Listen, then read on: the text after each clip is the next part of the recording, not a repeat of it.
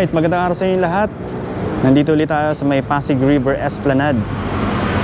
Today, mag-update tayo magmula dito sa may Pasig River Esplanade Phase 1 papunta ron, patawid sa may Esplanade Phase 1C.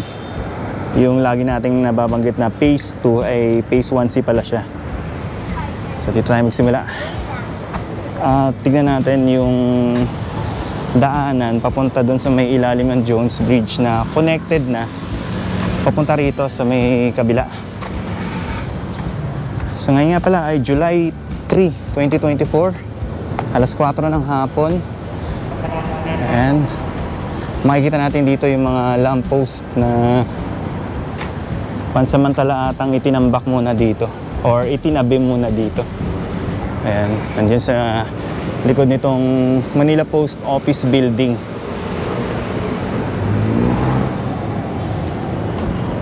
Ito, nakikita natin na patuloy yung maintenance dito. Ayan, si Kuya naglilinis. Nagwawalis, inaayos yung mga halaman dito. Tapos dito naman yung sa gilid nito, itong Pasig River. Wala tayong masyado nakikitang water hyacinth ngayon. Unlike nung nakaraang punta natin dito, talagang tambak ng mga water hyacinth dito. Maliwalas ah. Pero parang ano na ngayon, malungkot na. Wala nang ganang tao. Pero ang maganda rito kasi kahit na hindi na gaano napupuntahan ng tao, nami-maintain pa rin yung kalinisan at yung safety rito. Kasi merong mga security guard na nakabantay rito at saka may pulis na nandito. So lakad tayo papunta ron sa may ilalim nitong Jones Bridge. Papunta naman doon sa kabila sa Phase 1C. Dito nga pala yung Escolta Station ng ferry. Ayan, kitang-kita natin na maayos pa rin yung mga halaman dito. Nung huling pumunta ako dito, may harang pa kasi dyan kaya hindi tayo nakadiretso. Ngayon, mukhang wala na. Mukhang pwede na tayong maglakad papunta ron. So, lakad tayo. Papunta sa kabila.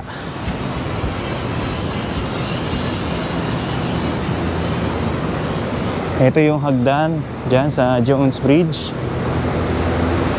Nasa ito yung daanan papunta naman sa kabila. Dito may makikita tayo na trash boom nandyan. And ito na yung sa may ilalim itong Jones Bridge. Ngayon lang tayo makakakyat dun sa hagdan. Ilang beses na tayo nag-update dito pero hindi natin napupuntahan yung sa may view deck sa taas. So ito na yung chance natin na makaakyat. Ang ganda ng mga halaman na nilagay nila rito. Nakasabit lang siya yung mga paso. Sa magkabilaan yan, dito naman yung sa gilid.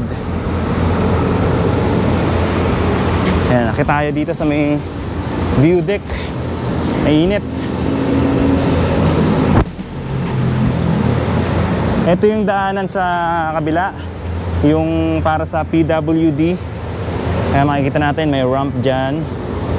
Siguro kailangan pa nilang ano to, baka pagagandahin pa nila to. Baka lagyan pa nilang ng tiles yan or pinturahan. Ayan, lakad tayo rito.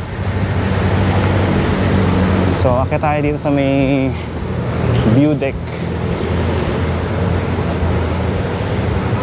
Tingnan natin kung hanggang saan na yung naaabot.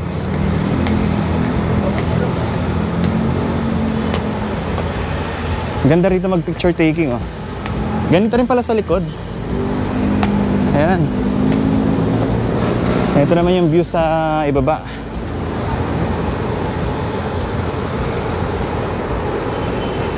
Para siyang ano, kahalin tulad sa Intramuros.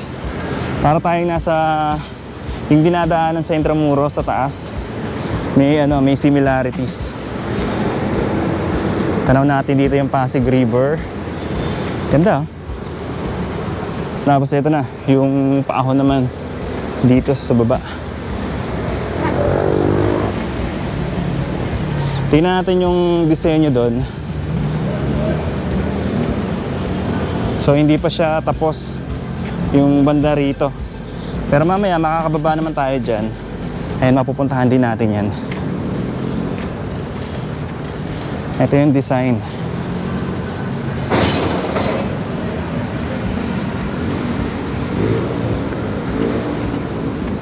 So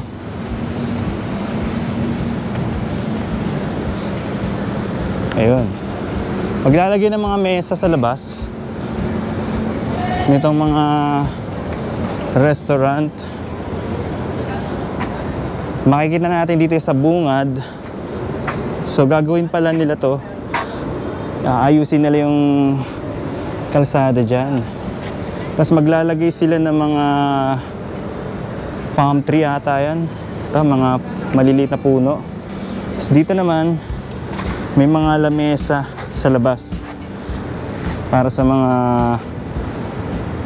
ano dyan, mga restaurants. Ito yung fountain. Ayun. Okay, sa baba tayo. Pansin ko lang sa Pasig River ngayon, siguro dahil dumaan itong barge, nabulabog yung ilalim ng ilog. Makikita natin dyan yung itim. May itim na part dito, yung dinaanan ng barge. At yung amoy, parang sumingaw yung amoy kanal nitong Pasig River. Pero siguro kapag hindi dumadaan tong barge, kita naman natin na medyo green yung tubig. Ngayon parang maitim. Ayan, dito. So lakad tayo ron. And silipin naman natin yung sa may bandang ibaba. Okay.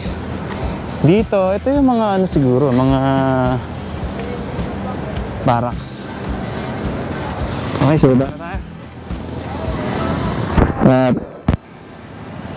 dito tayo dumaan.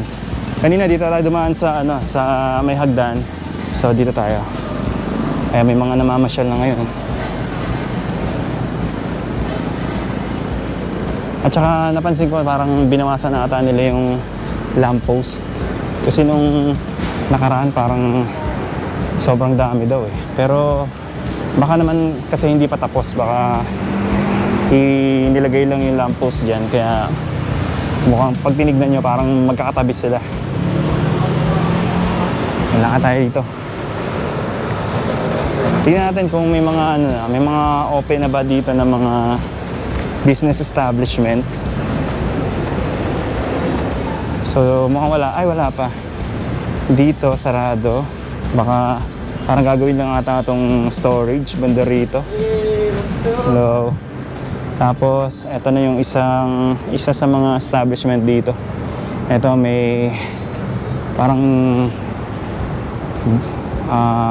bronze type yung dito.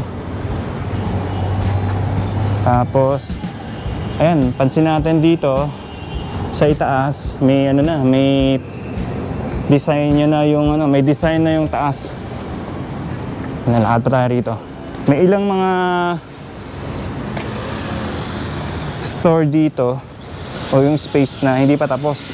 So makikita natin dyan, nandyan pa yung mga Fandango statue. Tapos dito, same din. Ayan, dito may inaayos pa.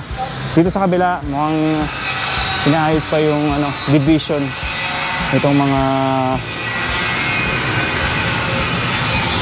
pwesto rito. Ayan, makita natin sila, sir. Inaayos naman yung dito. Ito yung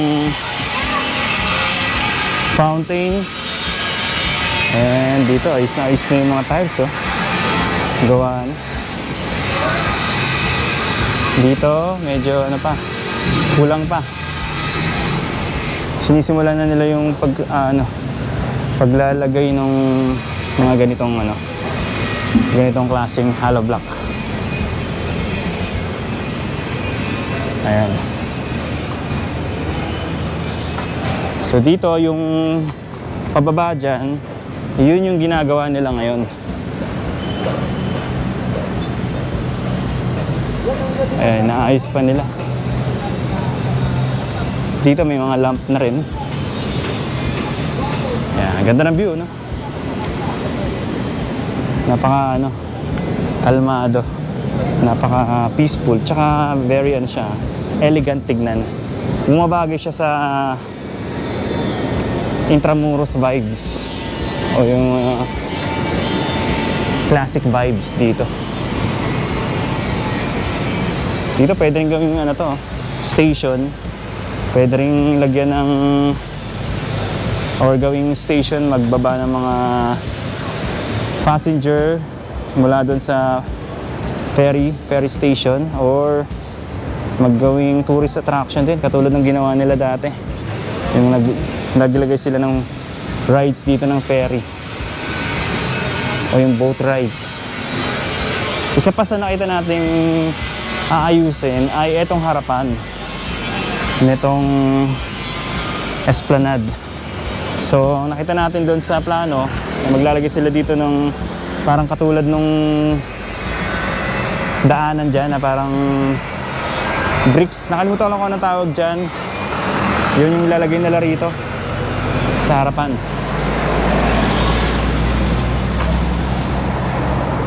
So ito naman yung view niya dito sa labas.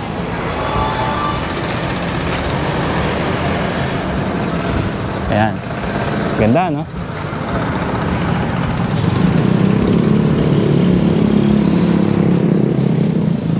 Okay, so maraming salamat sa pagsama sa akin sa simpleng update natin dito sa Esplanade, Pasig River, Phase 1C. Magkita-kita po ulit tayo sa mga susunod na update. Thank you so much and God bless po sa inyo lahat.